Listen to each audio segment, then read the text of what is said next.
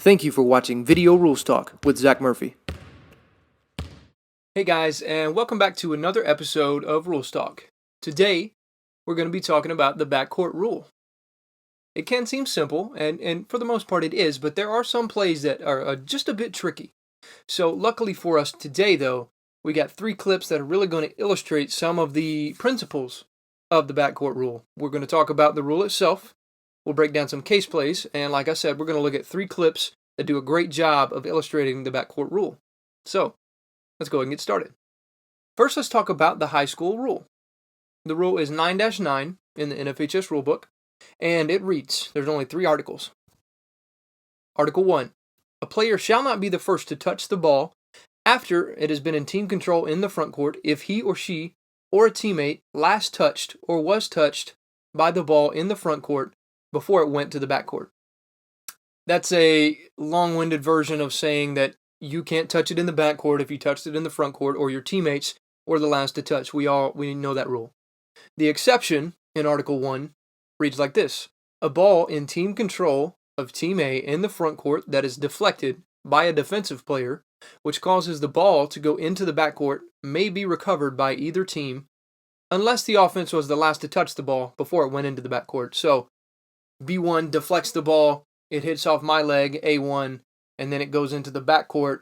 Team A cannot recover that ball because Team A was the last to touch in the front court, first to touch in the backcourt. The rest of this exception reads, if the offense was the last to touch the ball in its front court, only the defense can legally recover the basketball. Kind of what I just talked about there. Article 2. While in player and team control in its backcourt, a player shall not cause the ball to go from backcourt to front court and then return to the backcourt without the ball touching a player in the front court, such that he or she or a teammate is the first to touch it in the backcourt. So again, in English, if I'm in the backcourt, I can't go from backcourt to front court, then come back to the backcourt. That's a backcourt violation. Lastly, Article 3, during a jump ball, throw-in, or while on defense, a player may legally jump from his or her front court, secure control of the ball with both feet off the floor, and return to the floor with one or both feet in the backcourt. This is the article that we're going to be coming back to in one of our clips. The player may take a normal landing. Again, a normal landing, that's very important, and we'll get to that later.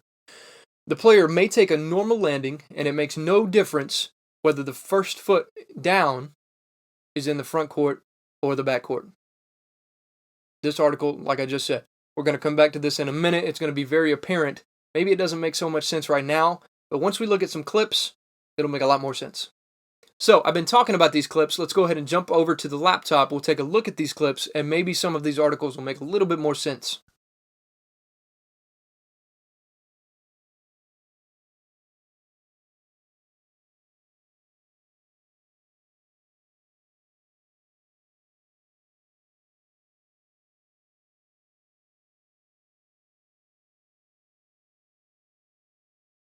What do we got? Interesting play for sure.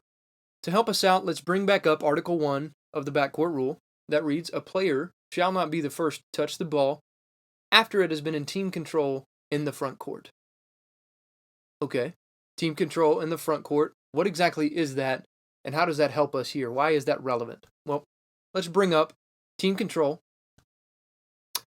and it reads, Article 1, a player is in control of the ball when he or she is dribbling or holding the live ball. We saw in that clip that the player never actually held the ball in the front court. It was inbounded. He tries to catch it, and he doesn't get it. It tips off his hands, goes into the backcourt.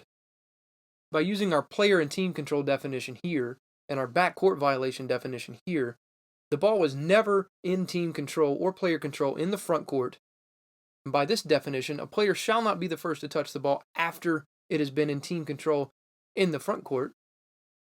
Okay, it was never in team control in the front court because the player never held the ball. So, by rule, this is a legal play. Let's check out play 2.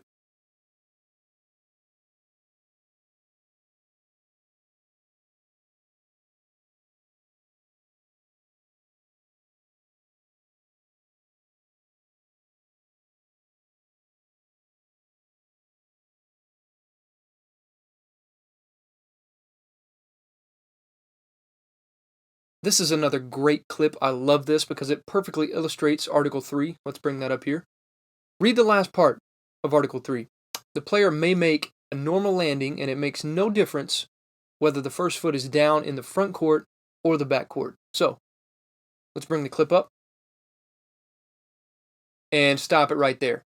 Take a look. Easy to see. Her first foot comes down in the front court, clearly. And then we'll stop it here. Second foot clearly lands in the back court. Easy to see. And this play kind of looks weird. But if you see this in your game, you're going to go, wait, Article 3. Does not matter if first foot landed in the front court or the back court. Let's say her first foot landed in the back court. And then, secondly, she touched in the front court. Same thing. Legal play. Let's check out play 3.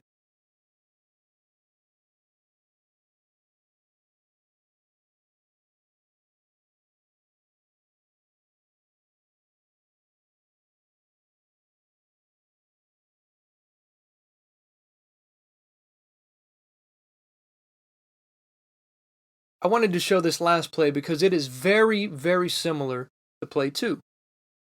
And maybe you're thinking, okay, the player jumped from the front court, normal landing, this is legal. But bring up Article 3 again, and let's read it very carefully. A player may legally jump from his or her front court, secure control of the ball with both feet off the floor, and then return to the floor with one or both feet in the back court. Let's watch this play again. Does the player jump from the front court to the back court to then secure the ball? No. This play is similar, again, like I said, but it's not the same. In play 2, the player jumped from front court to back court to secure the ball. In this play, in play 3, the player does not jump. She's running, secures control of the ball with one foot in the front court, and then pivots, placing another foot in the back court. This is a backcourt violation. Thank you guys for sticking around to the end of the video. I really appreciate it. Hopefully you learned something today. And in the worst case scenario, maybe you just brushed up on something you already knew. No, but seriously, thank you for the support. I know Paul would say the same thing. Thank you for allowing me to create this fun content for you guys. It helps me grow as an official. It's fun. And so hopefully by me sharing this stuff with you, that you can pick up something and take it into your games in the upcoming season. So, until next time, until next episode, serve the game.